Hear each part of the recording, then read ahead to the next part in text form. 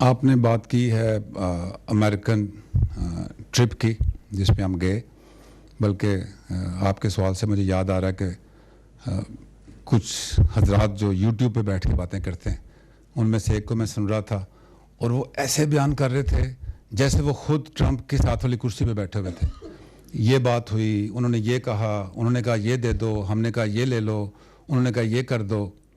یقین کریں کہ 1% بھی بات جو وہ صاحب یا کچھ اور کہہ رہے ہیں وہ نہیں ہوئی.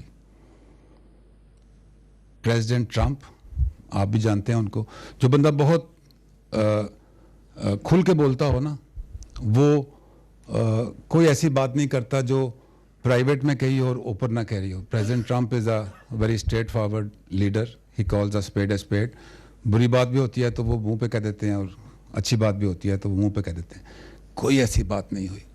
اسٹیٹ لیول پہ جب مذاکرات ہوتے ہیں تو آپ کی بات چیت ہوتی ہے، لیکن یہ آپ سوچ کیسے سکتے ہیں کہ کسی قسم کی کوئی ڈیل مسئلہ کشمیر کے اوپر ہم کر لیں؟ اوور آور ڈیڈ باڈیز. کشمیر، میں نے جیسے کہا ہے کہ ہر پاکستان کی رگوں میں خون کی طرح دوڑتا ہے.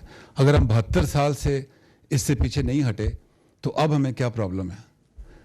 میرا دل ہے کہ اس وقت میں آپ سے بات کروں، ہم بہت مایوسی کی باتیں کرتے ہیں. ایک دن میرا دل ہے کہ میں آپ سے کروں کہ why should we be proud of Pakistan region کی. کوئی ملک بتائیں جس کے خلاف فل اسپیکٹرم تھریٹ کے ہر ایلیمنٹ آپ پہ اپلائی ہو چکا ہے اور آپ اس سے لڑے ہیں اور کامیاب ہوئے ہیں.